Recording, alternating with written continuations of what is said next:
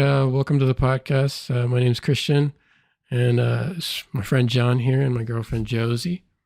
And we're going to go over the UFO National Press Club event that happened with Dr. Steven Greer on the 12th. That was last Monday. And just to start off here, I did write some questions down, some things to talk about it. And my first question for you, Jon, was what do you think of the hearing? And what do you think it means? Like now that this hearing happened, I know we've had a lot of hearings that have come forward. We've had the 2001 National Press Club event, 2013, and then 2017, but now we have this one. But this is bigger, I think. And I wanted to know your thoughts. So, just a few days ago, I kind of rewatched the 2001 Press Club. And, it was 22 years ago, so he was considerably younger. And I believe that, his demeanor has kind of changed between the two. Like if any of the listeners or viewers get an opportunity to watch the 2001 Press Club event and then this one following afterwards, it just came out, last week. His demeanor's kind of changed. Before, maybe it was just his youth. Maybe he thought that, his press conference and his disclosure project was on the verge of, helping make society and the government kind of answer questions. And, that would be nice. Maybe it was a little bit naive. This time around, he seemed, not that he wasn't confident. I felt that he was completely confident. Maybe not as overconfident. I think maybe the last time he was overconfident. But he seemed to be, there was a sense of desperation. Not the desperation of, why won't anybody listen to me kind of a desperation. But more of a desperation of, and he kind of alluded to it. I don't want to jump ahead. I don't want to talk. Go ahead. I was going to bring it up, so go ahead. It was kind of like alluding to that we had some kind of, that he didn't want to completely disclose, time frame to where we had to kind of get our act together. And so a lot of times when he's up there, first time I saw it, I thought, well, maybe the lights above are kind of causing heat because you're on a stage, man. Those lights like fry you like a chicken, right? Yeah. But so he's like adjusting his tie, and so I thought, okay, maybe he's a little steamy there. But then the more and more the conference was going on, he seemed to kind of he seemed uncomfortable. Yeah. But I don't think it was really like a physical uncomfortable. I think it was more almost like a spiritual uncomfortable. You can kind of sense it in the tone of his voice that, that we don't have much time left. Not to be all doom and gloom, but, we really have to start getting our act together. Which, of course, we should have done before 2001. Yeah. So, that's kind of just my, just on the surface take on how Greer was during that. Yeah. It is interesting because he's not the first person to say that we're on a time frame, which is strange. There's another guy who's an abductee called, I think it's Ricardo Gonzalez. I'm going to put it up on the screen here. And he was taken, and he claims that the ETs had told him that we're also on a time frame to kind of get our act together before things start, coming out, things start happening. Also before it's kind of like too late for our environment and everything. And the time frame they had given him was around the year 2027, 2026, around there. And what's interesting is that right after they told him that, he said, it's really funny that, right after I got this information in New York City, they changed the clock. There's a clock on 14th Street that used to be like a world clock or something, but now it's actually counting down. And it's counting down from the year 2027. It's like running out of time kind of thing. So it's weird. And then you also have a channeler that I listen to, Daryl Anka, who channels who he claims to be Bashar. And they've actually put him under an EEG to see what his brain is doing when he's channeling. And he says, and just came out recently saying that something big is going to happen around the end of 2026 to mid 2027.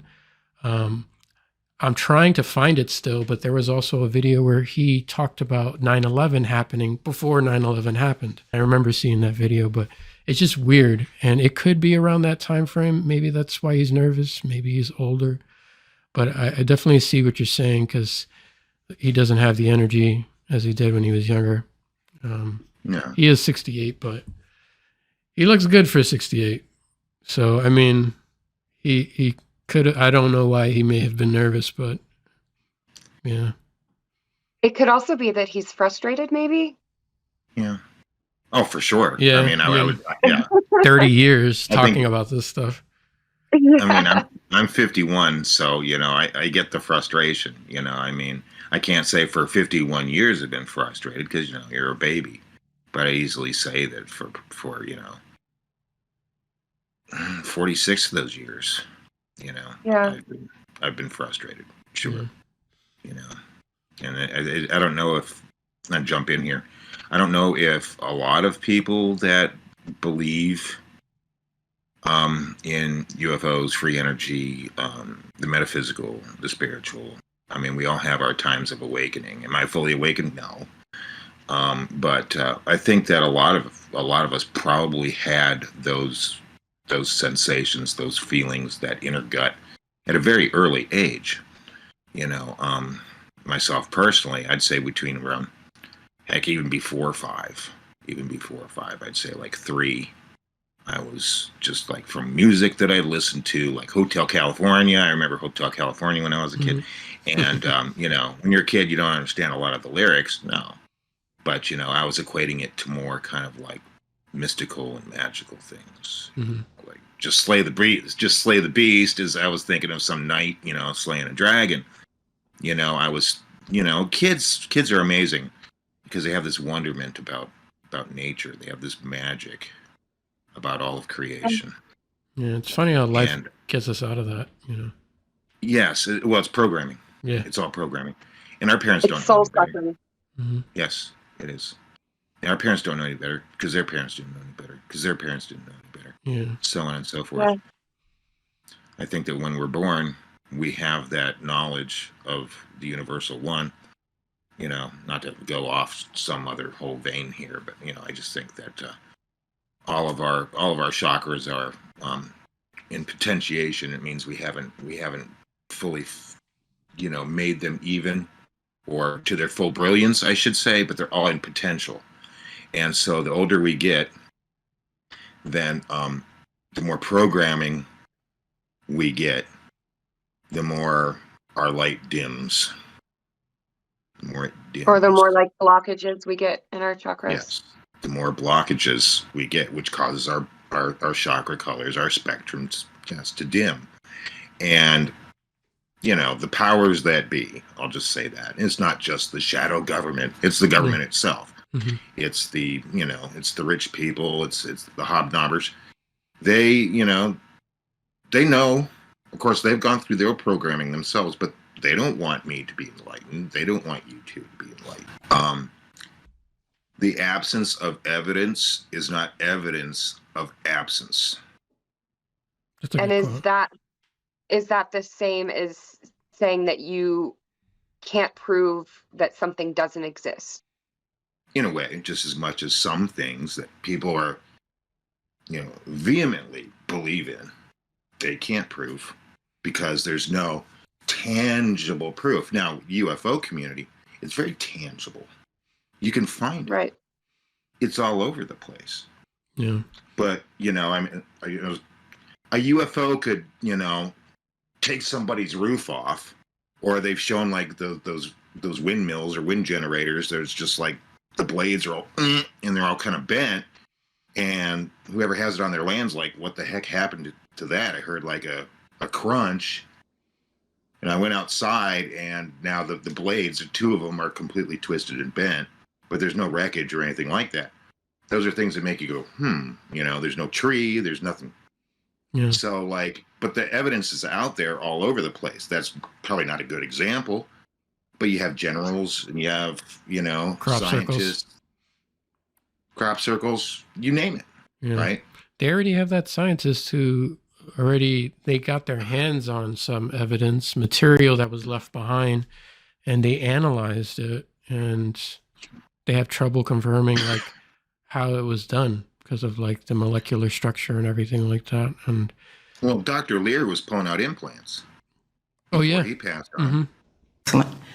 Dr. Lear, I want to go to you. You talked about removing 16 objects from people. I think in my reading in preparation, that was called implantation, and I might have that wrong. Is that the right word? That is absolutely correct. Oh, good. Okay, hey, I'm learning something here. Okay, then when you, and it also is related to people who have been implanted with something, and you described that it was different kind of material that didn't meet the usual, which means to me it came from somewhere else. Is that correct? That's correct. I submitted to the committee a set of scientific documents that shows some of the latest work and findings that we find in the material science of these objects.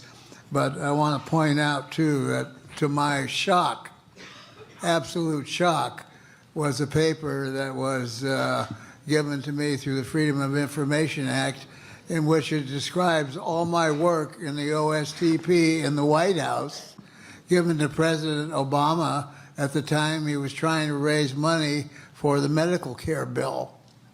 And the individual that wrote the article stated that if my work was not correct, or the work done by my team was not correct, and that it was secret work that was done by some governmental agency, this also should be released to the public because it would save billions of dollars in health care. And what is the implication? Break that down for me, please. Well, if we took just the fact that there is no inflammatory response of these objects and no rejection of these objects, you can see that you could take anything that we use medically, a pin, a screw, a nail, a heart, a kidney, any organ, place it into the body would not reject it, and the individual would not have to be on very expensive anti-rejection medication for the rest of their lives. Now, that has nothing to do at all with the material science associated with these objects that we have found here. This is a very advanced nanotechnology.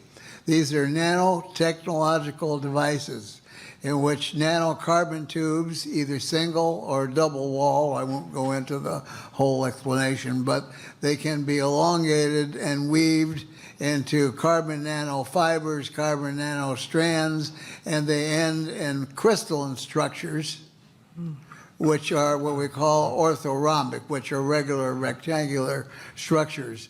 And we have to remember that in the early days, when I was a child, on radio, and you got a crystal set with a battery and an earphone, and you were able to get a radio station, that was a marvel. So here's a very, very advanced when I say nanotechnological, I'm talking about things that are on a level of the size of an atom, using the principal elements of certain materials, putting them together in such a way so that you're actually broadcasting or switching what we perceive as a radio wave, which may not be a radio wave. It could be scalar technology, which when reaches our electromagnetic spectrum is converted to a radio wave harmonic, which I know is a little bit complex, but it is sending information to somebody. So somebody out there is listening to something going on in our bodies. Now implants that they took to a lab, and the lab said that mineral is a high concentration that is not found on Earth. Yeah. And they had little like wire tendrils. No, and not only that, but there was no inflammation whatsoever in the bodies, which is a big thing because, what we have with our technology, you put screws in a body, you put all kinds of things when you do surgery, you break a bone or something. A lot of times there's inflammation and you have to take medication for that, which is very expensive medication. And this would mean no inflammation. In America. Yeah, no inflammation, no medication. And that's a problem for Big Pharma. Sure. Yeah. And let's look at that whole quote on a more of a everyday basis, as far as the absence of evidence is not evidence of absence. Okay. So, as a human society as a whole, you have all these religions, and hey, personally, I have my beliefs. Is it religious? Now, religious and spirituality is different to me, but I'm not going to dog anybody for what they believe. Okay, I've studied a lot of things, and that's not the important issue here. But a lot of it is belief in a higher being. Let's just say God. Where's the proof of that? Yeah. Okay, well, we have a book. Well, that's nice. That's a good point. Plenty of books on UFOs and alien abduction and everything else, and no, you dismiss that. But this book, is the real deal. And so how does one, not you, but how does one have the feeling that, well, this is true, okay, but this is false? Yeah. Because really there is no evidence of a Yahweh. There's no evidence of, others. It's a belief. It's a faith, right? Yeah. You say, well, don't question my faith. Well, don't question the faith that there are higher beings. There's a higher consciousness that's universal. Mm-hmm. Well, God is a good scapegoat when something happens that we can't explain. Oh, must be a miracle, must be God. So, which I know was a lot more prominent back in the day without modern medicine, modern technologies, modern science. And I'm glad you bring that up too, because this is exactly what this UFO situation. Was that a good segue? Yeah, I mean, this is exactly what's going to happen. When this gets finally disclosed. I believe it's going to be disclosed, but I mean, like, once it's undeniable, religion and that kind of stuff, faith, is going to be brought into question. But continue. Sorry, I didn't mean to interrupt. I'm just saying that's good. Some of the people that comment on your TikToks, and they're just like, oh no, that's them. They're demons. Those aren't aliens. Like, the funniest comment I've ever gotten happened a couple of days ago, and somebody was like, "Those are demons." And the response from someone from the community was like, "Demons fly spacecraft?" And I just started laughing. Yeah, that's one that really gets me too. Oh, they're fallen angels.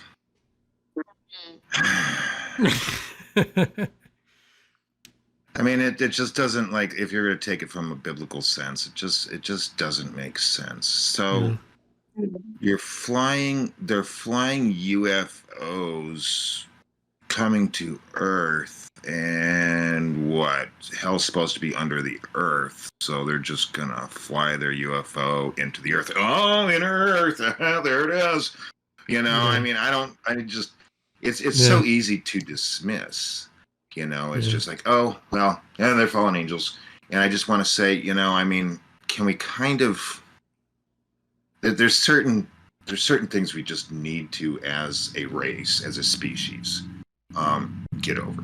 Yeah. And that's one of those things that, there's good entities, and this is going to be controversial. There's good entities, and, well, there's Greer. They're all good entities. Mm-hmm. Okay. Right. And then there's like the raw material. A research did it 1981 to, I think it was like 83, 84. 90% are good. 10% aren't. And to me, the universe doesn't really know the difference between good and evil. That doesn't say that I excuse all evil that happens in the world. Mm-hmm. No, what that means is the universe is indifferent, because the universe wants to experience. It's experiencing through you, Chris. Yeah. It's experiencing through you, Josie. It's experiencing through me. Mm-hmm. Okay. So it's not going to judge. Yeah. It's not going to judge the good and the evil. That's exactly what people say in near-death experiences too. That and it's going to be the higher self. Mm-hmm. I'm sorry. It's going to be the higher self that judges. Okay. You yourself are going to judge yourself. Mm-hmm. because we're all trying to get back to the creator. So are the aliens. Yeah. Okay. They're all trying to get back to that creator. Mm-hmm. They're trying to get to that density where they join with the one. Yeah. Okay. And in that experience of doing that through multiple lifetimes, multiple densities, they're going to experience things that we in our current culture might consider evil, Right. or what we in our current culture see as good. Okay. And you said God is a good scapegoat. So is Satan. Yeah. Satan's a very Yes. Mm-hmm. mythological, not real, in my opinion. It's just my opinion. Created by mankind as a scapegoat. Not to get into too much theology, but if I do anything wrong, okay, to someone else, okay, not evil, not good, but just if I wrong someone else, or I do something that's self-destructive, the common thing to say is, well, the devil made me do it. Yeah. Which takes away all self-responsibility. Yeah. Okay.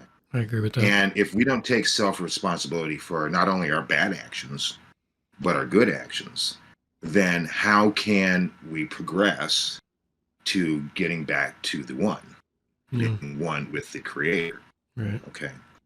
So with that into, and that kind of comes with aliens, really, if you think about it. Okay.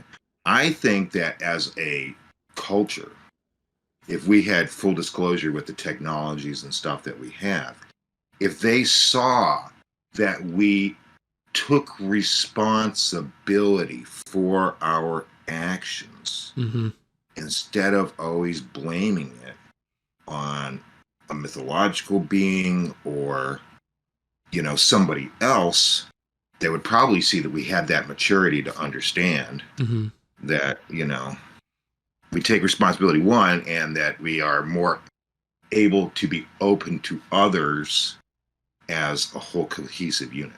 Yeah, I agree. And also, I have some more topics to bring us back to the event.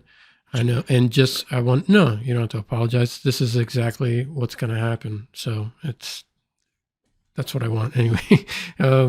So also, just to go back to something you said and mentioned that the universe is indifferent.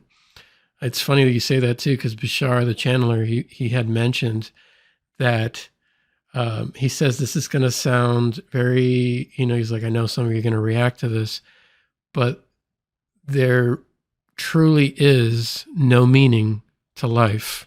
And the meaning that you give it is the meaning you get out of it.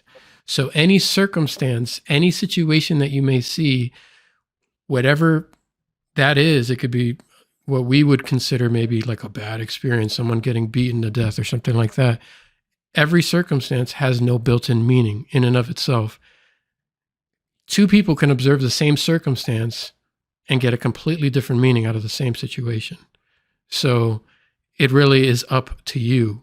And it kind of goes into, we create our own universe, our own experiences, and that's part of that. So I wanted to say that. And the next person was just going to be the Marine.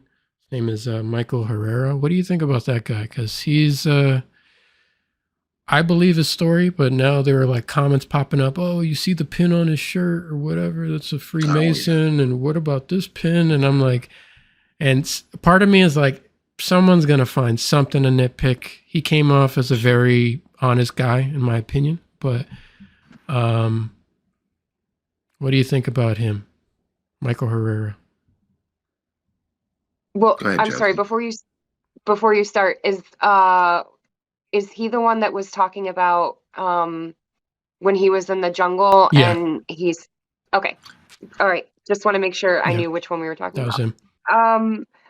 I think that that's sus. Him sus or the situation? No, what they were, no, I don't know anything about, I didn't notice a pin or anything. I just know that, he came across something that I guess he wasn't supposed to see. And I think I actually had to ask you a little bit about it because I was like, I don't understand, what's happening here. And so it was a man-made UFO, correct? It seems that way because there were people there. Yeah, reverse engineered.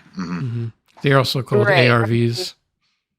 Okay, and then they were using that to Smuggle something. smuggle. Yeah, they're using it to smuggle something. Now, Greer, did he say People exactly possibly. what it was that they were smuggling? no, but he did describe something very important. He said there was like some kind of cylinder tank that went on the side, which led him to believe it was a vacuum seal for something. He thought it was narcotics, but then a contact of Greer's led him to believe, and Greer told him this, that it was human trafficking. Now, to me, that makes more sense because Kathy O'Brien, who claims to have been a victim of MK Ultra mind control stuff, she goes into how big the human trafficking thing is, and that's also one of the areas where they make a lot of money. So that's what stood out in my mind. But continue. I'm just giving you some background to how you feel about it. I mean, that also makes more sense to me because I mean, drugs are smuggled all the time. I don't see how they would necessarily need a man-made UFO or whatever it was that you called it to, oh my God, sorry, my cat is being a nuisance right now. Get down. Get down, get down, get down, get down. Huckleberry, stop it. So I don't see how they would need something like that to smuggle drugs. The old-fashioned ways work just fine. But human trafficking, that's a real issue. Could be easier. That's my thought. I don't know. To smuggle the drugs could be easier than what they're already doing. Yeah, because if someone sees a UFO and they're like, "Yeah, I saw someone in the jungle smuggling humans in a UFO," what are people gonna say? We already got people in the comments saying that's not real. Yeah, they'd That's be like, just it's one way. demons, actually. That's what the fallen angels do, you know. They smuggle narcotics. Right. Oh my God. It's the anti-rapture. No, it that makes more sense to me, but that's really terrifying. I think it's messed up, and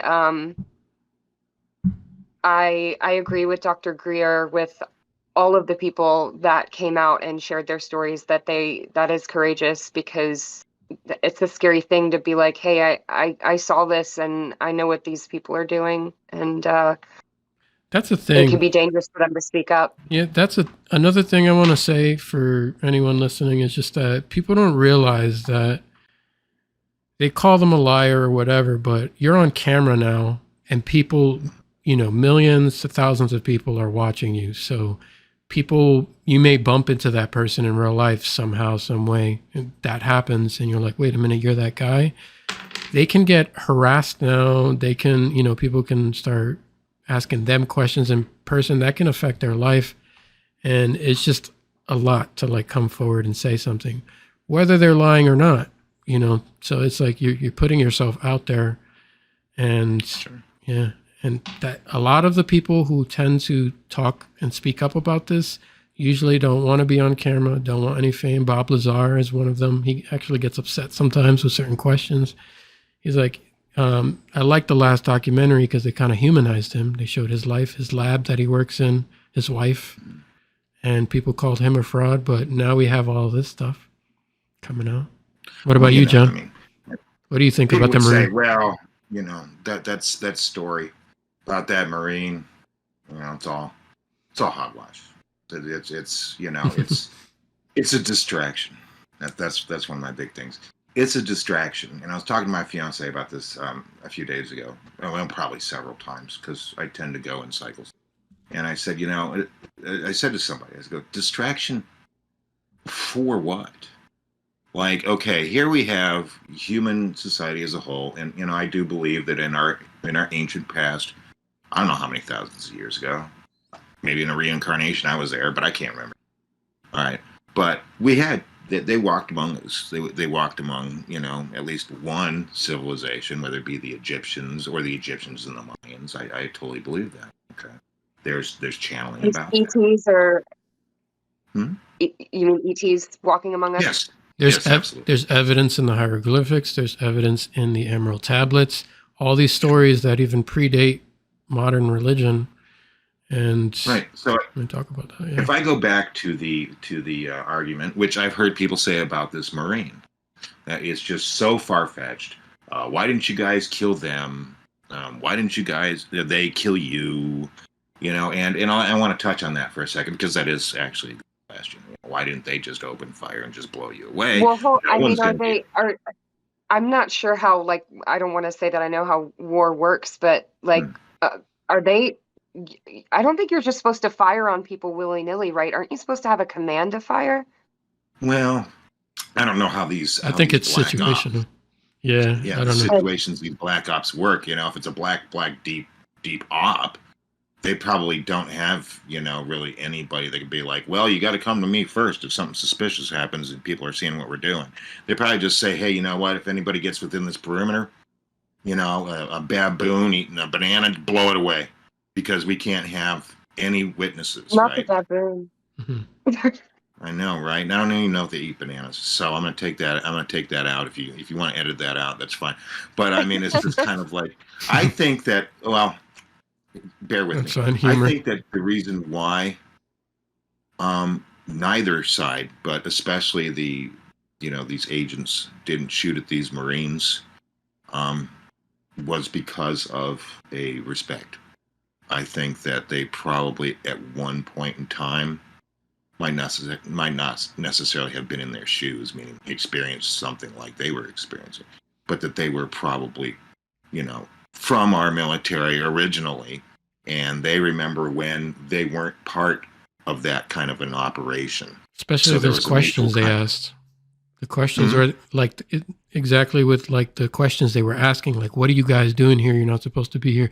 Kind of like they knew they were going to be in the area, but they're like, Right. Well, I'm sure. yeah. I'm sure they found out that there was probably going to be some kind of operation, or that they had been brought down there to help the people during the event. Mhm. So there was a possibility that they might be stumbled on. I mean, I don't know if they're in a rush or not. Maybe they were partially rushed, or maybe they were just like, "Hey, we're just going to take our time and load it correctly." Chris, I'd like to hear kind of more about what you think about certain things too.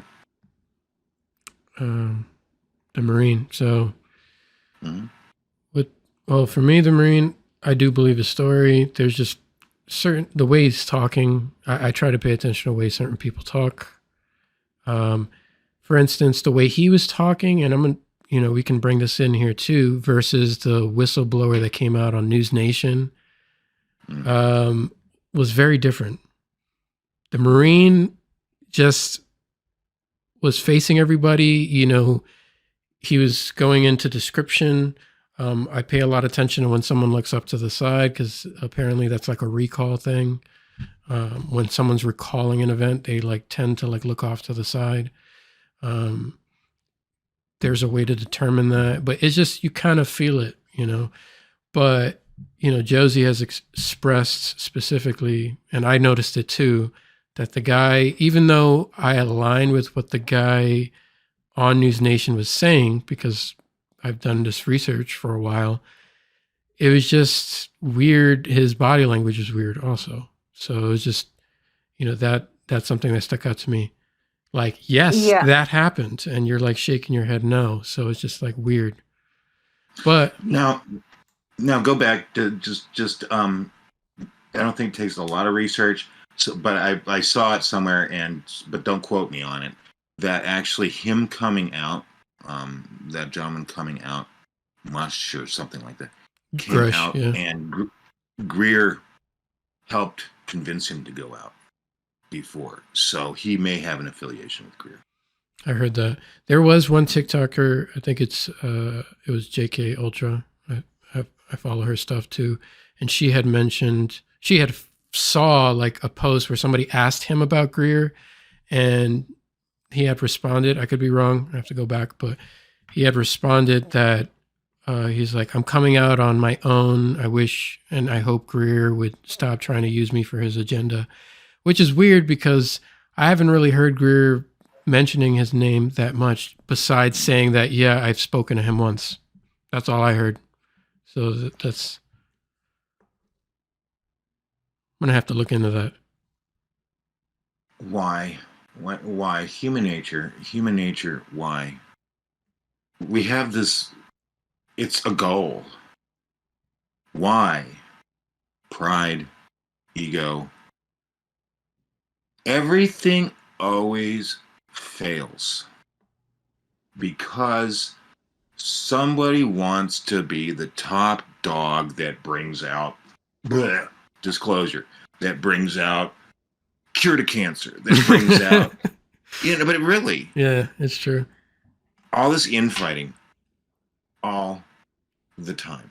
If I had a story to share, okay, and I have stories that I can share, right, with you. I've shared some with you before, Chris. Mhm. Josie, maybe he's told you a few things, but might sound insane. But No, not quite yet, actually. I was hoping to hear some. well, we You got could- lots of time. I don't plan on ending any friendships anytime soon with you two. So, but just align yourselves with each other. It's not that hard. Why? Why even say something like, well, I wish Dr. Greer would just stop using me for his agenda? I don't think it's really an agenda as in like, everyone must believe me because I am Dr. Greer. And when we have disclosure of all the 0 point energy, they'll make a statue of me and they will praise my name, Greer, Greer, Greer.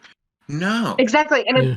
it's not just Greer's agenda. This isn't about Greer. This is about No. all of us. Yeah. It's about the human race. Yeah. the Free human energy. civilization, Everyone the like planet. targets him. Yeah. And it's just like So I free don't energy. think that it's this infighting all the time. You have got people in Gaia, and I'm not saying Gaia is bad. You have people in Gaia that have their agendas, and that's to sell books or whatever, which, yeah, I mean, you got to make a living, man. Mhm. Totally get it. It's like Greer. Hey, people ask, well, how come he isn't, why is he charging for, his webinar? Why is he charging for being physically at his seminar? Why is he, well, he's a doctor. He's made all this money before, but yeah, there's costs. There's production costs. Mhm. There's travel expenses. Like you had said, Chris, for all these witnesses, there's Mhm. travel expense. Yeah. He's not growing money off of a tree. So I mean, I don't look at him, and I've seen the CE5 stuff, and people might bring that up, and I mean, I have questions. I don't believe everything 100%. Mhm. I think that's healthy. Okay, even things that I see in the UFO community, I'm not automatically like, oh, yeah, there it is. I still have discernment, but Yeah, I absolutely, mean, as you said. if we all just get together, and that's the problem with everything we do in society. We're always fighting amongst ourselves for what should be considered the common good. And we won't get anywhere, because the powers that be, I'm not going to say Illuminati, but those powers that be, that's what they count on. Look, I work for a corporation. All corporations do the same thing. They mistreat their people, okay? And what they want is they want the people to fight amongst themselves Yeah. while they make the profit.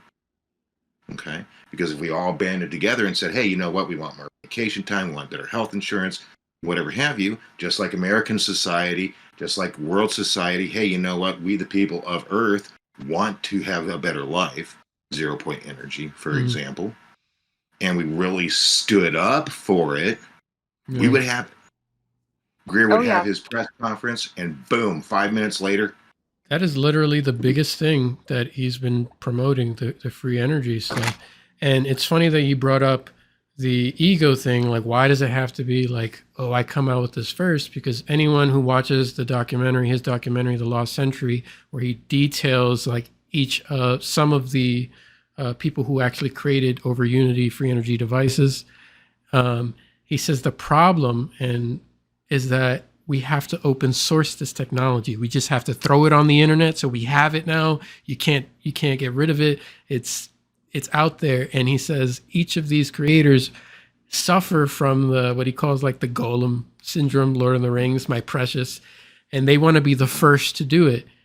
And some of the people approached him. They're like, I want to get this out. He's like, you need to open source it. And they're like, well, maybe we can do this, or maybe we can go to another country and release it secretly that way. And he's like, you're going to die.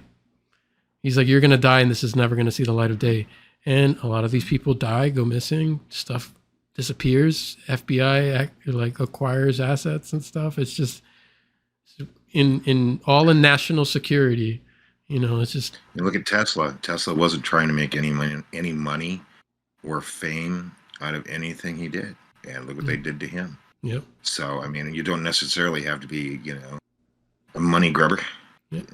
You can just want to make it accessible for the entire planet, and they'll still do you in some way or somehow. Anyone with basic analytical skills can see that there's something shady going on and has been going on for a long time.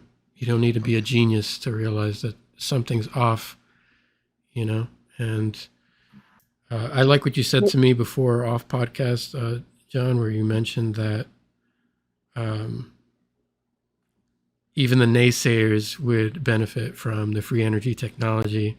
So it's just like, what are they going to say when it comes out and they don't have to put gas in their car anymore, But yeah. And they say, I knew it all along. Yeah. I was right there. I remember the day when Dr. Greer went up there and he said that there should be free energy for everybody, and that the shadow of the shadow government was running all this stuff. And I always believed in aliens. These are the ones that didn't jump off the cliff, by the way. Yeah. Not the aliens, but the people that are saying that they always knew. Mm-hmm. Because they don't want to say, well, you know what, I was wrong. That's one big problem with the human race, is we don't like to admit when we're wrong. Hey, again, going back to, being able to take self-responsibility, which, holds us back.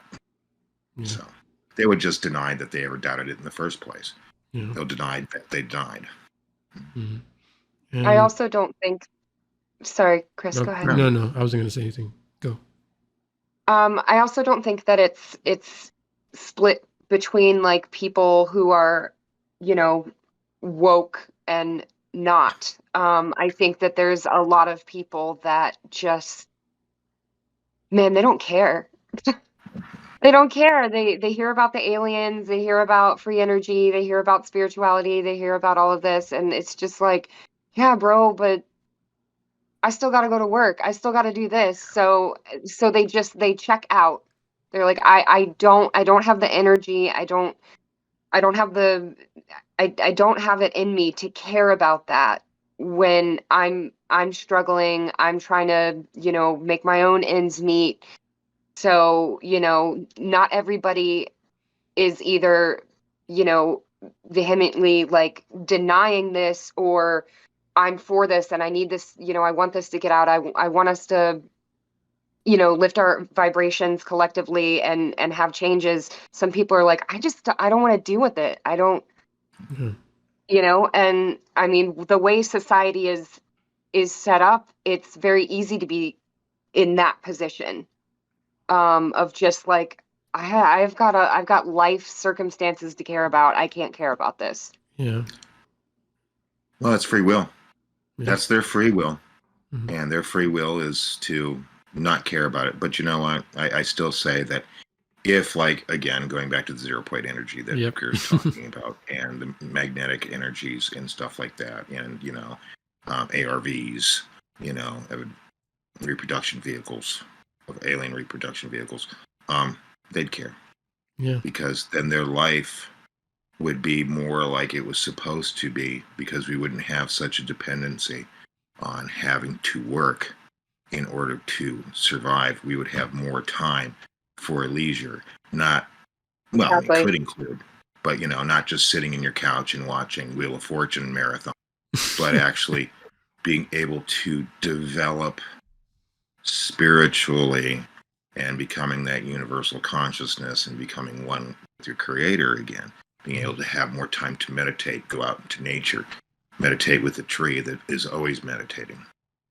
And follow your passions. I do want to say for anyone listening, if they listen this far, is that what we're all talking about, if this is all new to you, you can find in near-death experiences, abductees, people who undergo hypnotherapy, past life regression. They're all sharing the same information about what it's like. And whenever we mention the creator, universal awareness, that we're all one, that happens a lot. You hear that a lot in near-death experiences when they leave the physical body and they go into a different dimension. They describe us being all one, that we're here to grow and learn how to love, especially unconditionally, which is very challenging. So just for anyone listening, but I also know that the people who get it will get this immediately. But yeah, just wanted to say that note. But did you see anything else, Josie? Any other? I know it was like a rush for you Yeah. to like. Well, the gentleman who shared his story that, I think probably had most people listening in, possibly in tears a bit, or at least, touched them. DC Long, the contractor and his What? father. Yes. Yeah, that was That's a good story. Yeah, that was that a good one. that was very heartbreaking. Yeah. Hit you in the face. All because he wouldn't sign the NDA. So, I believed his story. It was very heartfelt, and I feel like unless he's a very, very good actor, I don't think that he could have made that up. Yeah. Yeah, I believe him too. His name is DC Long. And that's the thing. And it's not the first time I heard a story like that, and that's like the ultimate power flex, because it's weird, because it seems like they didn't give him any time. They didn't tell the father, hey, talk to your son about this. Don't do this or you're going to take everything. They just took everything. They're like, we're not going to chance it. You're gone. You're like, you got one person who's not with us in the family, cut him off. And they cut him off like hard. And that's the thing, is just that people, it's very easy to say, oh, why didn't they come out now? Why didn't they just say this, without trying to comprehend people's experiences or what they're going through or the possible threats they're going through, what will happen. You're not there when someone knocks on your door and threatens to kill you and your family, or you get a weird phone call saying that, we're going to take everything you have, and you're like, bullshit. And then the next day your bank account is empty. We don't even have to worry about the how. They obviously have the power to do this. If they're hiding UFOs and free energy technology, they have a lot of power to do a lot of different things, onto the table. So it's just, that's scary, so I don't even blame the people that don't want to come out. It is scary. And his father just completely cut him off after that. Yeah. I mean, like he said that was one of the last things he had said to him, or I think he may have seen him on his deathbed or something, but his father, who he said was his best friend, like in the whole entire world, completely cut him off after that, which makes me think that his father had to have been in deep. And I suppose maybe was really hurt by his son not just going along with what he was trying to show him, what he was trying to bring him into. So, and some people might say, well, his father could have given him a heads up, but at the same time, it's like you kind of have to sign that NDA first, right? A non-disclosure agreement, before he can disclose anything, because you're not even supposed to tell family about this stuff. You can't talk about it. A lot of people. Yeah, you said his name is DC Long. He didn't say that he ever had an inkling that his father was into any of this, and he talked about how close he was with him. Mm-hmm. So he never said, oh, I kind of thought maybe he was into some stuff that, no, it was just like he was there, and all of a sudden he saw some weird shit, and he was probably freaked out, and then they're just like, sign this paper, and he's like, what? No, like, what is this? Who are you? What's going on? He's like, fuck why is that. this thing floating in the air? I mean, sure, I've signed things I've never read the fine print for, but I mean, if there was he's like, no. if there was something like, some huge object that looked like it weighed tons of pounds was just floating out of nowhere. And like, I didn't know where I was, and I was in some sort of cave or tunnel or whatever they said it was. Yeah. And they're like, sign this. I don't think Yeah. I don't think I would do it either. I Yeah. don't blame him for being like, no, like, Yeah. And here's the thing, though. There is a person on TikTok, I forgot her name, but she had mentioned that her father or grandfather, I think it's her father, they never knew what he did. His profession. They just didn't know what he did. They know he worked for the army or something, or like, the government, but they never knew what he did. And there were weird things. Whenever they would talk about UFOs or anything strange, he would never have any input whatsoever. And before, they never thought about it. But as, people started talking more about this stuff, they started to catch on, like, what do you do? And they said it was also weird. Like, he had to go to the hospital. I don't know if it was a heart attack or he was sick or whatever it was. But they could not have an event at the hospital without the army or the government being notified first and having them there.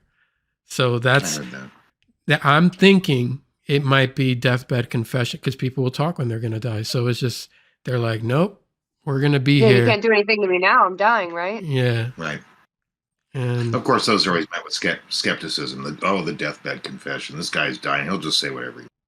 And I don't. But think I that. mean, who is the ultimate prankster? Who's like moments from death? Like, I'm just gonna say some wild shit just to mess with you guys. I don't think that's very many people. No, not very many. I mean, I'm sure there's a few. I mean, that Go out with a bang. Their personality, but I don't think that's anybody that's even said anything in the UFO community or rocked the UFO world, thing like that. No, I find that most people are genuine when they come out. Whether that be the farmer that you see some clip from like 1954, and he's out there with a piece of wheat sticking out of his mouth, and he's like, "I don't know what happened. I saw this thing flying over my head." I mean, I think he's being genuine. Like, well, there's a Texas rancher. I went out today, and screw me, I'll be darned, but I've got 3 cows that are sliced open with precision, and there's no blood anywhere. Yeah. To the farmers that have crop circles, yeah, there it was 1 minute. 1 minute it wasn't there. A few hours later, I went back out there to feed the chickens or something. And bam, they're there. I mean, there's footage of the orbs actually making crop circles, which I've watched that several times. Yeah, and it's cool. You showed me those, yeah. Yeah.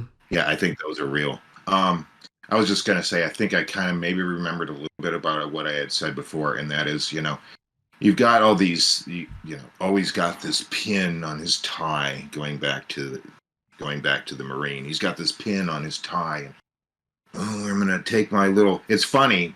Just a side note. I just thought of this. How they'll always criticize the blocky UFO footage, right? But they're gonna zoom in on this little tack that he's got on his tie and be able to make out the complete and utter insignia of the stonemasons. And he must be a stonemason. Okay. There's something that's called espionage. Oh no, I said Freemason. But A Freemason. But there are other ones that I don't recognize. Yeah. But I mean, there's people all know about something called espionage. So I just like to say, well, what if America has spies in Russia? What if Russia has spies in the U.S.? What if China has their spy drones? And that's a good one. I love that one. That was correct. They're spy balloons. Anyway, so what if you have a someone that's seeded into the Freemasons, somebody that's seeded into NASA, somebody that's seeded into Department of Defense? Yeah, that's a good point. Some other organization or entity, right? That's a very good point. So what if their Freemasons aren't as bad as people say they are? Maybe there's a group of the Freemasons that wants this disclosure. Maybe there's a group of the Freemasons that doesn't. Not everything is black and white. There's a lot of gray. I'm not talking about aliens. There's a lot of gray involved in a lot of these things. Yeah. So I mean, just because someone thinks, like, a big thing is now, well, you see Biden or you see Trump or you see anybody that's a politician, well, these guys are old. Okay, they're older than I am. These guys are old, and they're turning their face, and people are like, oh, well, you see that? That's where that's where you can see the mask. No, it's known as their wrinkly skin on their neck. Okay, They call so that we can, turkey neck. I mean, again, it's probably old age. Could it be a mask? Well, I guess maybe it could be. Could they be a reptilian underneath? Their eyes will shift. Yeah, maybe. But the guy with the tack on his tie, I don't think that totally negates any of his story.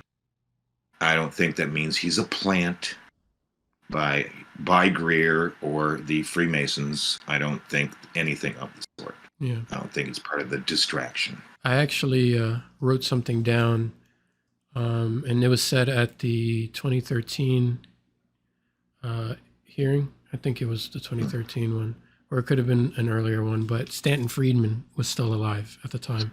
And he said something that I had to write down because it's so true. And it's about skeptics. And he says the ways skeptics work are in 4 steps. Number 1, don't bother me with the facts. My mind is already made up. Number 2, what the public doesn't know, I'm not going to tell them or talk about it. Number 3, if you can't attack the data, attack the people. Number 4, do your research by proclamation. Investigation is too much trouble and nobody will know the difference anyway. True. And that always stuck with me because I see it all the time. Whenever they can't really get at the data, they're like, oh, didn't he cheat on his wife? Or, oh, look at that thing on his shirt. He's a Freemason. And it happens all the time to discredit people. And then it's just, you get into an argument now about what he had on his fucking tie rather than the story he's trying to tell you. And not to say that people will try to, obviously we've been misled by the government and other forces behind the government. I think there are good people in government that were unaware of this. They didn't know that. And that's why we're in the situation now where Congress is like, what the fuck is going on? But I think that it's important to listen to people's stories and not just discredit them. And I completely agree with what you were saying, how people could be seated.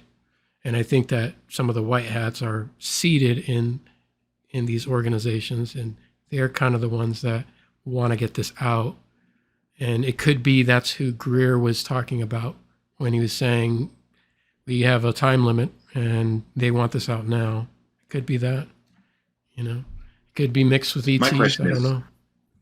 My question is okay, so let's say, the way the human race is, especially American society at the very least, although I do believe that it's screwed up everywhere, some places more than not.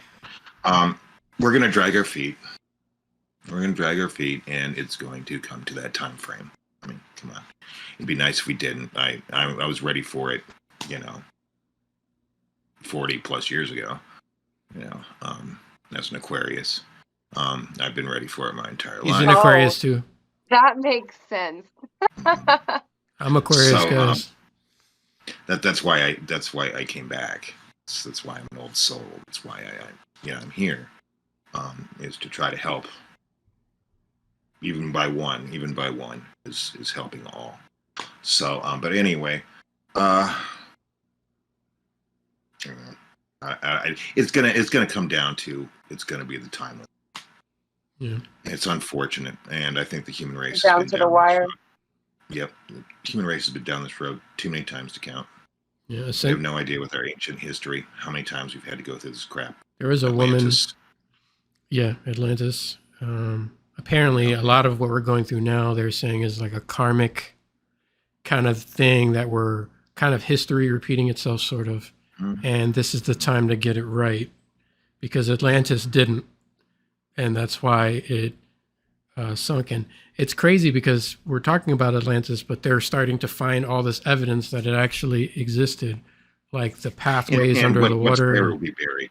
Yeah. What's there will be buried because we won't be able to handle. Yeah. Just like everything. I'm tired of somebody else deciding what the hell I can handle and what the fuck I can't handle. Yeah. I'm tired of it. Sorry, Yeah. I'm passionate about it. I'm tired of it. It is not up to you, not you guys, but the powers that be to decide what I can or cannot handle. Exactly. That's up to me. So stop trying to rule me. So many people want to be ruled. I have to have a leader to tell me Mhm. what I can and cannot do and what path I should take. No, it's within you. But it's just going to be one of those things where it's going to come down to the wire again. So my question is, because I'm playing this in my head, and of course, Greer's being obscure, I wouldn't expect for him to come out with details if he knew the whole timeline of those events anyway, because then all you're going to be doing is just freaking people out and, proving that we can't handle things. So I just wonder, like, how is that going to happen? So let's say the white hats, and that's a term I technically don't like to use, but let's just say the good guys. Okay, the good guys decide, well, you know what? We've waited long enough. Whether the good guys be ETs, that when they first came down, they met Eisenhower and such, and they said, hey, you know what? We have got these things that can advance your civilization to join us in the galactic universe, the universal consciousness again. And Eisenhower said, I don't really think we're ready right now. Mhm. Thank you, but go in peace. But I don't think that we're ready right now. And I can appreciate that. Whether it's going to be something like that, to where it was like, okay, we'll come back in X amount of years, and you're going to have to go ahead and give that free energy and those sources to the Mhm. people of this planet. Okay, and we maybe not Eisenhower's, but a group of elites decided, okay, yeah, sure. And that time frame's up now. Okay. The aliens are saying, hey, you know what? We kind of made this agreement with you guys, with all the world's governments or whatever, that we would kind of just stay in the shadows up to this time, to where it's time that the human race progresses, that the planet progresses as a whole. And you said that we could come out. And now you're saying that we can't. So we're just going to show ourselves then. And that might be why we're seeing more activity, is because the human race, or the leaders of the human race, have broken that verbal or written.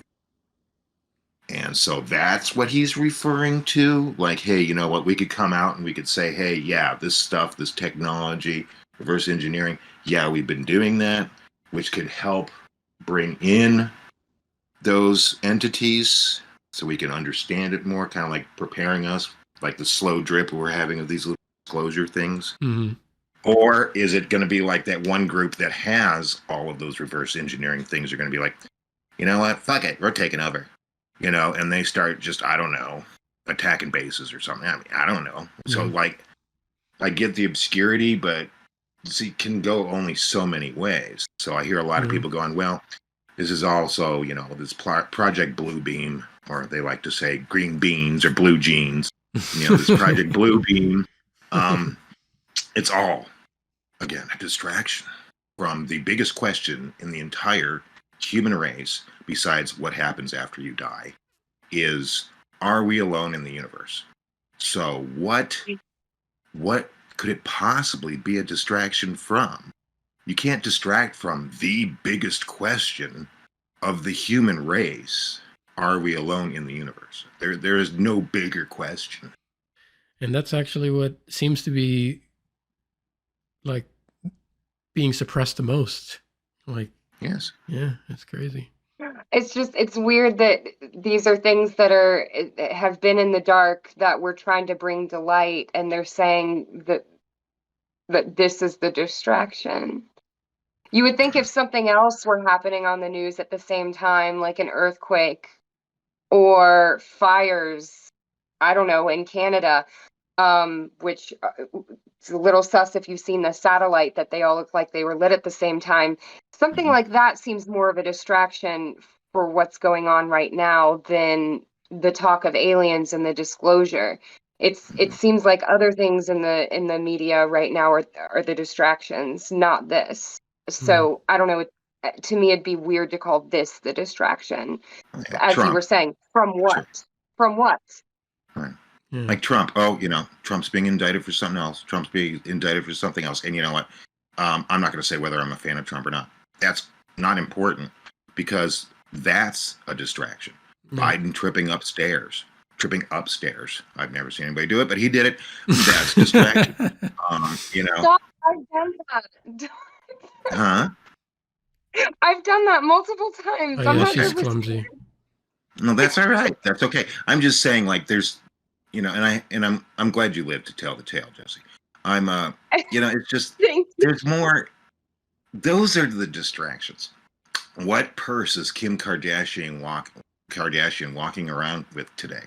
Is Yeah. a distraction. Oh, Is that Mhm. really Britney Spears, or is she dead? That's a distraction. Yeah. You know, your cell phone is a distraction. TV, video Netflix, games, all that. a lot of them distractions. Yeah. Okay. Are we alone in the universe is not a distraction. Yeah. It's, again, one of the biggest questions of all mankind. So yeah, we need to just stop denying deniers and put aside those four things that Stan was talking about, Mm. and at least, instead of just saying, "Well, show me the evidence," get off your lazy butt. It's everywhere. Go find it. You know, if you ask in a genuine way, we will provide it to you. Yeah. But you know what? Knowledge is not given freely. That doesn't mean that it's, you know, behind a paywall. That doesn't mean that, you know, it should be gate kept, you know, gatekeeping. Mm-hmm. It means that you want to know, you have to want to seek. Right. Okay. Anything that I've ever learned of value in my insignificant 51 years on this planet, I've done my own research on. I've sought myself. I'm not saying school's bad. It's just there's some things you just have to find out for yourself. And as Josie said, if it's not important to you, then you won't research it. You know, in a way, that's what you were saying. Hey, you know what? I've got all these bills I got to pay. I've got my life around me. This is not important. I think everything really is, especially when it comes to survival, which, you know, 0 point energy and such would do. But, you know, it's not apparent. It's not on the surface. And a lot of people, if it's not on the surface, then it's not important. And if it's not important, I'm not going to research it. And something like UFOs and backwards technology and intergalactic life is not important because, again, it doesn't help me pay my bills. I see a Right. lot of people in the comments. Well, this whole disclosure thing with the press club is great. So when can I stop working now? And then some people are like, well, you know, can I stop paying my bills now? And I'm like, are they being goofy or are they being serious? Because some of these people are actually serious. Like, oh, so when can I stop paying my bills? We're not talking about Nasara Jasara here. We're not talking about all that stuff that we heard when COVID hit about how we're going to have some, you know, destruction of the monetary system. You know, this isn't just, hey, well, I'm going to wake up one day and everything's going to be hunky dory. It's still going to take some time. Yeah. Yeah. It like even once free energy hits, there's going to be an adjustment period, I'm sure. But I will definitely be happy once it's disclosed. Like it's, you know, there, if you watch, and I've already mentioned it to you, John, but whenever you have time, got to watch it. Thrive 2. Thrive 1 is good as well, but Thrive 2 focuses on that free energy and they show working technology that they show a couple of things actually in there that I feel like you'd appreciate, and actually have a scientist or this guy go with Foster Gamble, the main guy in the documentary, go out to Africa to this guy who developed this device and took a lot to get him to allow him to test it. And he did. And it was putting out more energy than it was taking. And they couldn't believe it. They were laughing and they're like, that means no more fossil fuels. And there Is were he still alive? the guy is still alive, but the guy who was the guy who helped fund all of that was apparently killed, or he died somehow, apparently. And he met him, I think, in prison, and they have a very unique story because they threw him in prison. They tried to kill this guy, the guy who developed the machine, and he was his cellmate, but his cellmate happened to have connections and he had money. So when they got out, he actually believed the gentleman, and they actually worked on developing this device, and they did. And but things aren't looking so good when after, I guess, the guy passed away, the guy who was giving him the money. So I don't know. You have to check that out. Yeah, I saw it listed on that. Unified. What is it? Unified.tv. Unified.tv. Yeah, So, it's free. It's a really I good have documentary. Alzheimer's, which is not all the way Alzheimer's. That would be Alzheimer's. I just have Alzheimer's. Oh my gosh. I do too. So the next person we're going to bring up was Stephen Digna Jr. He was the first Army man who showed up after Greer was speaking. And he had a couple of weird scenarios that he's been in. First, he was on the range, firing range in the desert, and a craft showed up. 2 crafts showed up. And then he also had his own experience with his wife a few days after that experience, the first experience, a few days later, which seems to happen with a lot of people who have a first experience and then a couple days or, time passes and then they'll have another experience. I think there's a correlation there. But they had an experience when they're driving in a car and in the middle of the desert, and this craft either matched the speed of their vehicle and then lit up the whole vehicle, froze his wife so she couldn't move. And he actually got to interact with the craft, touch the craft. And he describes a couple of things about that I found in my research, especially when he said when he touched it and the pixels came off of it and lights were going throughout the craft, it was like the craft was alive. And that is something that I keep hearing again and again from insiders, people who claim to have been a part of projects, secret projects, that they talk about these crafts having consciousness. Emery Smith, David Adair mentioned this as well. Some people who claim to be a part of the secret space program have also described this, that it has awareness. So what do you guys I've heard jump you in tell anyway? me about this. I've heard you tell me about this, and then I've also heard some people mention it, but I've never heard someone describe it quite the way he was describing it. So, I mean, the way he was describing it was painting a picture for me like this was almost like a mammal or something. I mean, he mentioned stripes, tiger stripes, Yeah, with the lights. and the way that it felt like sort of sandpaper, like Cat's the way a tongue. shark feels or a cat's tongue, and that it purred. So I thought that was particularly interesting when it's been explained to me that these crafts are alive and that there's I guess a consciousness that you and the craft or whomever is on the craft or flying the craft, there's a connection there, but I wasn't imagining it, sure that it could be alive, but almost not quite in the sense that like my dog is alive. And this was painting a picture to me like it was on that level.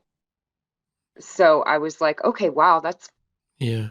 some interesting stuff. The only other thing I'll say before we see how you feel about it, John, is this was also discussion to describe, because this is what kind of like the whole point of this meeting with Greer and everything is to describe the difference between man-made or ARVs, alien reproduction vehicles that have been reverse engineered or copied off of, and versus real ET vehicles, which are more seamless, don't really have like nuts and bolts or wires or weird things, which he did describe. Even though he described it as being alive, he did describe the underside of it having what looked more like a man-made kind of thing, where it had like tubes and certain things Like there. a charging port. Yeah, He exactly. just Circuitry.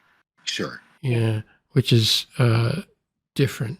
So it is weird that it did give off the impression of being alive. But the other thing that gets me, that made me feel like maybe an ET presence was there, was the not to say that it wasn't a man-made, but because he mentioned specifically that he heard more in his mind, something saying something to him and confirming information about what was going on with his wife. And there was like a woman's voice in his head saying yes. So could that be part of the partnership of ETs with people? I don't know, but that's what it sounds I like. mean, he also mentioned that there was a human on board that had red hair. And I mean, I wonder, because we've heard with our research that some of these beings look very human. Mhm. I don't know if it's like completely passable for human, but I don't know if, like, I'm not sure if I don't know, if I were in a spaceship and all of that just happened and I'm up there, I don't know if I could look at another being and be totally sure, like, Yeah, that's, sure. that's a human for sure. So I kind of wonder how he knew it was a human, other than, or just like she looked like a human. Um, and I noticed with his story seemed a little, and I don't know if it had to do with the brain injury, but I felt like it was a bit fragmented, or maybe I'm tired and I had trouble following it. When he was on the craft, him and his wife, I mean, that was the end. It wasn't the, I guess it wasn't the end of the story, but that's all we got to hear. And Yeah, I definitely want to hear more of Dr. his story. Stephen Greer cut him off because I guess he was running out of time. But now I'm like, okay, what happened? What happened next? Yeah.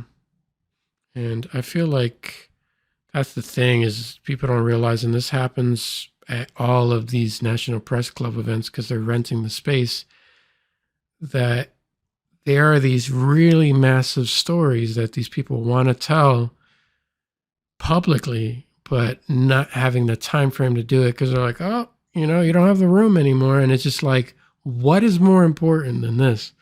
You know what I mean? Like, what? I need to know. Like, I need to know.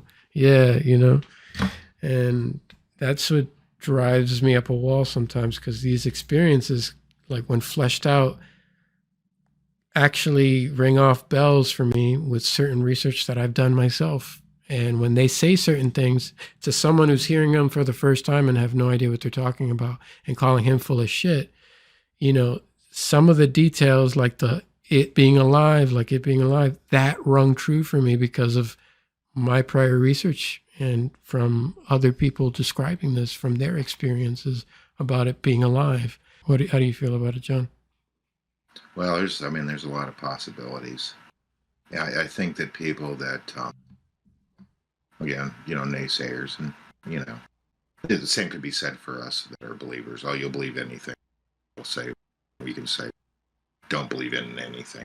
Well, there's that back and forth, but he seemed like he was pretty genuine about what he believes he experienced. Yeah. With that, I've experienced some stuff, and nowhere near that, to my knowledge, unless something's locked up in there, which is possible. But you would have to really have a wild imagination for this all to be fabricated. Yeah. And again, he's putting himself out there. He's brave enough, fabricated it or not, to put himself out there and let himself ridicule. And that in and upon itself shows to me that he believes it to be genuine. So for me, it's genuine. Yeah. Also, like him going off script sometimes, where he's like, sorry, I'm going off script here, to interject, because he's like, yeah, this is still my story and I'm reading it this way because of my injury, but there's something I want to say here. Like those interjections ring as truth for me, because he's like trying to describe, he's like giving you the angle he did it. He's putting more detailed life into it, and he's confident. Speaking of interjections, not the cat. I thought it was interesting how he was talking about Dr. Greer. as his new general. Mhm. Yeah. And this is, I don't know if it really just, maybe it's because I'm just not a big joiner. That was, I don't know, it was just interesting to me. It doesn't necessarily have to do with the legitimacy of his story or the importance of this disclosure, but it just kind of was like, oh, okay. I don't know. It was a little, I don't know, maybe I'm too tired to get Weird. the words out. Um, I see where you're going. I think that because I think his whole life is military, so he's always going to be looking for that leader, and Mm. he wants. This is what I got out of it. He wants that leader to be somebody that believes in him and his abilities just as much as he believes. Yeah, I believe that too, because he's always just, even in his mannerisms and how he talks, yes sir, no sir. You can, it's entrained in him. Going which back, I did notice that as well. Yes. going back to his story. Okay, I'll try to sum it up. I know a lot of people don't know about the raw contact, and I'm big on the raw contact right now. Is just a brief overview. They supposedly had come down to Egypt during some point in time, and first they showed the Egyptians what they came as in a bell-shaped craft, which isn't what is described by this gentleman. To see the reaction of the Egyptians, and the Egyptians said, "Oh, okay, well, wow, the gods are giving us a sign." They were very mystical, metaphysical people. Hey, that's cool. And they just went on their merry way. It was amazing, but it was just part of their culture. And then they decided the second time that they were going to actually walk amongst the Egyptian people, and that was the last time they've walked amongst humans, at least since 1981 when the channeling was being done. I go back to the bell-shaped craft because it really wasn't them. It was a thought projection. Okay. Mm-hmm. It was a thought projection of what they wanted to have appear in time space. Mm-hmm. Okay. So when this gentleman is talking about this craft that appears in front of his car, this is really an outside way to think about it, but it kind of dawned on me when you guys were discussing it. It may well have been alive. Mm-hmm. Okay. But it was an entity somewhere else that was thought projecting in that shape form. That's where you're going. Stop Yeah. the car. Yeah. So he was able to, it wasn't that it wasn't, when they sent the bell-shaped crap, that it wasn't materialized. It was just their form of consciousness made it so. Mm-hmm. Okay. Made it fabricate. Okay. It wasn't an illusion. So the same thing with this. So in a way, when he was touching, and I know this is way out there, but if people can follow me, they were touching an actual craft that was thought generated. So when they were touching the craft, they were actually touching the entity that thought of it. No, I see what you're And saying. Okay, I follow you. Thus, he may have felt the skin and heard the purr, and it still could have been constructed of certain things around it. But I am kind of the thought that that was an actual alien craft. Mm-hmm. Now, the other craft that he said he did not see that, but he saw the bay door open up and a Mm-hmm. light come out. So it's like a window Mm-hmm. in the sky with light coming out, that him and his car and his wife were pulled into. Okay. That sets it up as interesting. Was this here, let's just say it was a thought, a Mm-hmm. thought created craft intentionally put there to stop him and his wife from going in, to intimidate, because that's really what he was saying. It was an intimidation tactic. Mm-hmm. Okay. To get them to stop, or I mean, who knows? Maybe it wasn't there to do that. Maybe it was there to try to stop this He object up here. he Go ahead. did mention he did mention when he was saying that it looked like, like a window was opened, and some people would, if they would see that, they would think it was a portal. Mhm. He he mentioned that he had heard them in his thoughts again and said you weren't supposed to see that. Right. So maybe they were doing some operation on that highway or nearby, and it was close enough where they were like, okay, we have to intercept this. That way he doesn't see it as, and his wife see it as they're driving past. Or it was because he saw what happened earlier as being the voice of the desert with those live fire drills, which is still like, why would they let him see that? It's kind of like, was that a faux Yeah. pas? Was that a mistake? Right. Where that's like, or they just thought that he'd just go along with the program just to get along. I'm not. Which Yeah, I brings would me up lose to my a shit. question I'd be about, like, what the, I, right, right. So it's like, which kind of does bring me back to the question. We can address that at some other time about why that guy and his father were being brought in to see these levitation devices. It's like, Mhm. why would you do that? So I was like, what was the motive for them bringing you in there if they were going to say, sign this agreement? It's kind of like forcing you to see something that you don't want to see. Yeah. So, Right. okay, so he's on the craft with his wife, and this woman comes up that I guess was the same voice that he was hearing saying, yes, your That's wife my is in assumption. stasis. Yeah.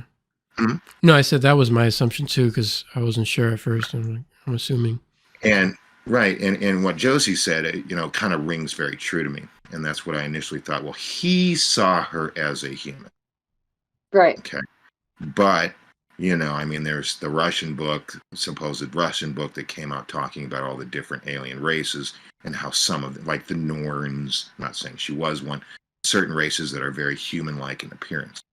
Okay. Well, if they can go ahead and mask craft to look like a cloud or whatever, then surely they can mask themselves to look like a human.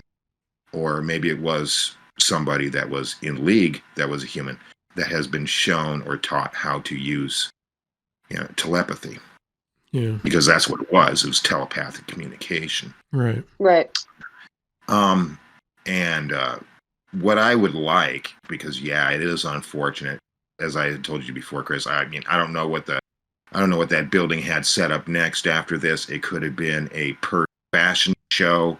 Like, this is really important stuff, though. I would have liked for it to have gone on much longer than it did. I have not, full admittance, I have not watched the seminar/webinar that happened 2 days prior. Okay, it is $99 to pay for it, not advertising. I'm just saying, just flat out, it's $99 to pay. You also do get to see the Lost Century claimant, but maybe all these stories are in full detail in that. Okay. Mm. However, excuse me, I think that it would do well for every one of those witnesses and for Greer and the disclosure movement to follow up this press conference with the information that they said that they are willing to give to Congress. Mm-hmm. Okay. To do more videos or interviews one-on-one with the witnesses we had on stage to tell their complete and utter story Yep. to the public through the same format video. Yeah. Because it's good that they want to give it to Congress and they want to give it to the press, but that's still putting too much of the decision making in their hands. Decision making, as he says, and this isn't a critique, he probably hasn't thought of it. Decision making is, as he always said, to the people that must demand this from the government. It's the people that must demand it. So provide us with all the information, which I know he's working on. He's working on a database for his website. But these specific guys that were talking at the press conference, give the people all of that information. Yeah.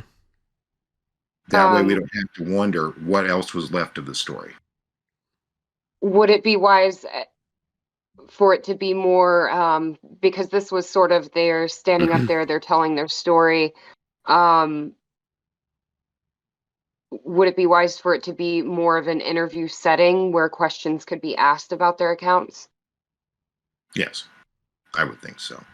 And Greer can do that himself. I mean, why not? I mean, Right. he's there. He's the one that gathered them up anyway.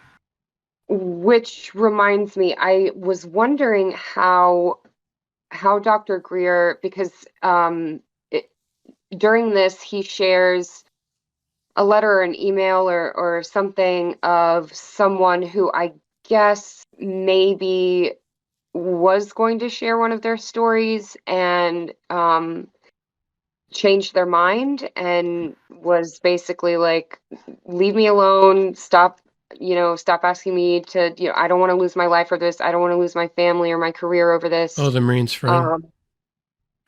Yeah. So kind of being like, just cut it out, because I'm not going to share this information. How does Dr. Greer find these people who have stories to share, whether they want to or not? Or do they find Dr. Greer, or is it both? Both, I think. Because he also puts out like, email us here if you have something to share or whatever. Yeah, he leaves. I mean, he leaves channels open, and then again, he'll have one witness say or experiencer that'll come to, and he'll say, well, do you have a list of contacts?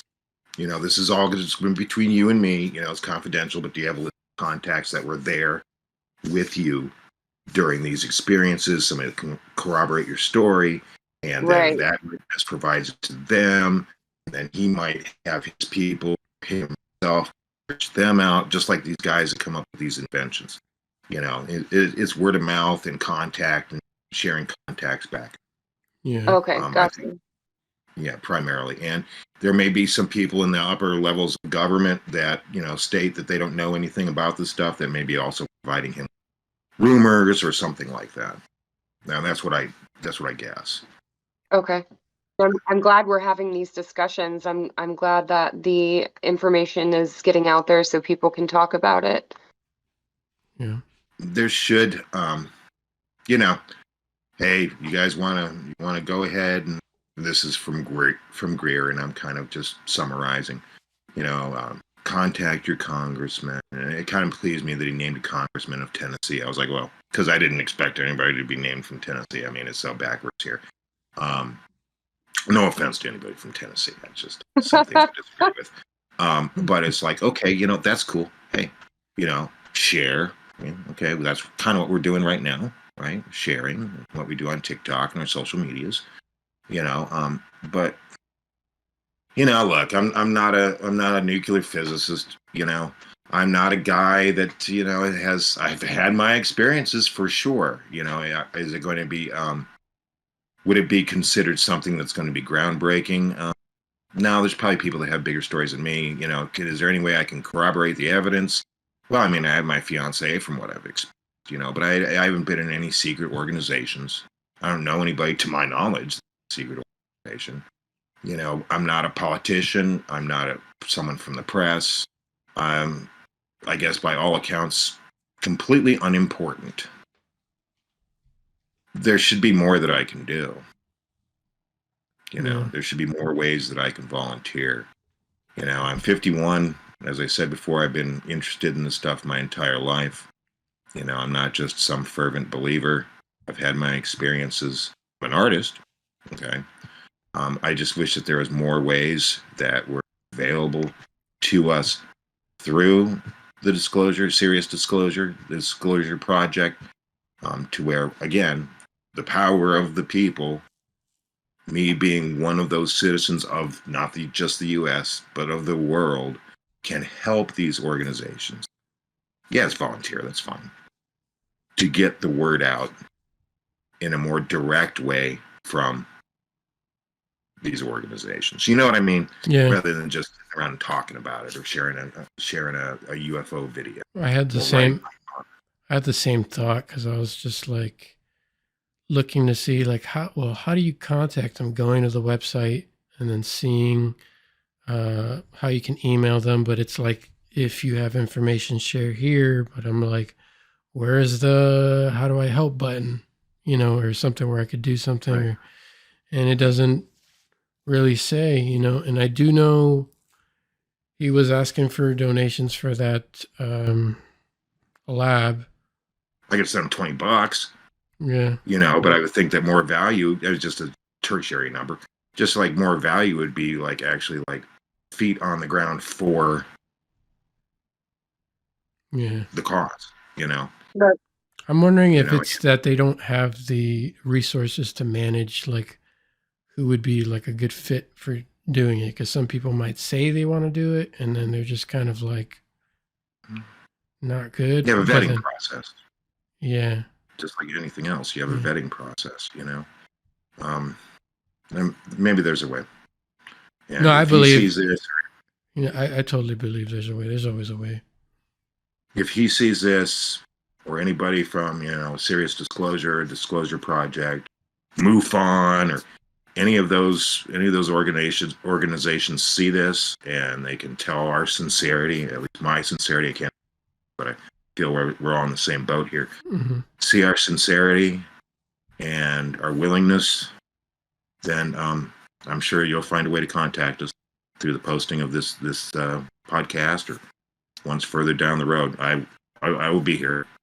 I don't plan on going anywhere, so please feel free to if you want to. Oh yeah, for real. So, where can we find you on social media, Jon? For the audience. I'm gonna put it up on the screen here. So, but yeah, you I'm can tell us. my fledgling, and very fledgling. I've got 2 videos currently, because I'm one of those working men. I've got to punch in all the time and punch out and work all that overtime. But it's at We Are One Consciousness on TikTok, and that's really where I'm kind of like starting at now. I have other interests, obviously, but I'm kind of putting those as just my fun hobby, and I'm going to focus more on spirituality. So yeah, that's me. And what about you? Where can they find you, Josie? You can find me at goldenforestcreations.com. That's my website. goldenforestcreations.com for Instagram and TikTok. And also, John's fiance actually does artwork as well, and she does wood burning. Was it Wood burning? Yes, she's a pyrographer. I'll put it up on this. I'll put it on the screen here. Put it. And up. actually, if you bear with me for one moment, I can show you one of the burns that she's almost finished with now.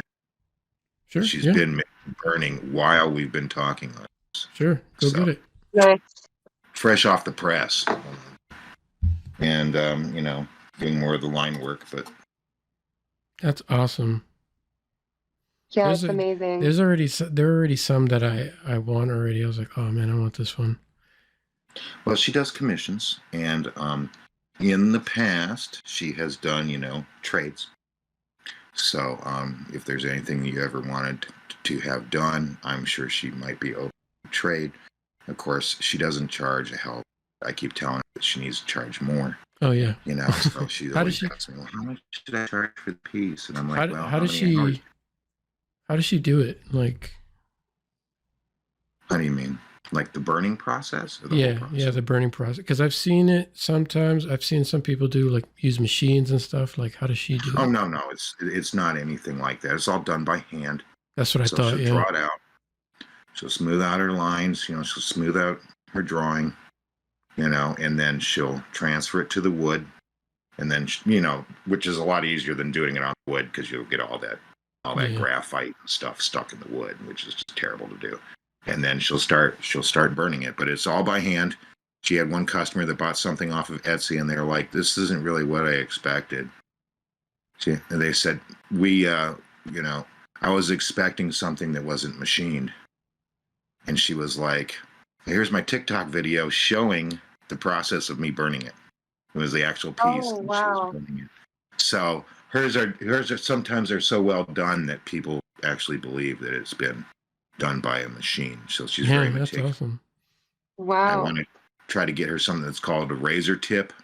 The one we were looking at is probably about $350, $370. but it's like what the pros use. Right now, she's using one off of Amazon that's, and so yeah, it's time for her to upgrade to something better, and also trying to find a distributor or somebody around here that actually has the thick wood, you know, with the natural cut pieces, because she could probably do some balls stuff with it. Oh yeah, Heck definitely. yeah. But yeah, you know, I'm sure, you know, she'd be open to doing a swap, you know, for some artwork. Okay. Right? Yeah. So yeah, I don't I'm proud I of her. don't know if she likes any of my stuff, but Oh, we were talking the other day about how terrible your stuff is. Oh. I'm just kidding. okay. No, we like it. We like it. Plus, since Chris and I have talked, I mean, Melissa and I have been on this path, well, separately our whole lives, but together for 8. It's just like now everything's kind of boiling and getting bigger, you know, talking to Chris, now talking to you, Josie, and it's like, so everything is like more and more information of it all. And I can feel like some of it coming out of my ears. It's just, you can't, you know, it's coming out of my pores. I can't contain it all in me. And so that causes distraction too, because my mind's going a gazillion times an hour. So, It's okay. I get it. can't help but think of like Bashar now, though, when he talks about synchronicities and things that you're aligned with. And I mean, if it's what you're looking for, you're going to find it. Yeah. knowledge can't be given. You have to want it, you know? Yeah. But, you know, I mean, if it's so archaic to think we're alone, and it's like I asked myself, why do I want to, why do I want to see an entity? Now, I haven't seen them, but I've felt them. Right. In I this could say house. the same. In this house, I have felt them around. We this should, house. in the next episode, we should talk about some of these experiences. Yes. Absolutely. I'd love to hear about them. Yeah, we can like go Josie, into. I'm sure you have something. Well, not too many. Well, it's not the quantity. I don't think No, the it's not. quality is that good either. You will watch. You will. It's I'm sure you still have some great experiences. Because one is not greater than the other. An experience is an experience. But you know, if the whole reason is not because, well, I need to have proofs, that's not it. I want to have, in this form of the universe, the experience of meeting another form of me. Right. Of the universe. You know, I want to. Bashar says that there's nothing to really fear, especially when meeting other beings or going within yourself, anything of that nature, going out there, because people fear that. And he's like, why do you fear that? All you're going to see and all you're going to come to find is more of yourself. Because we've been programmed to fear. Yeah. That's how they control us, fear. But I'll stop the episode here, guys. I'm going to put the links up on the screen, and we'll catch you guys on the other side.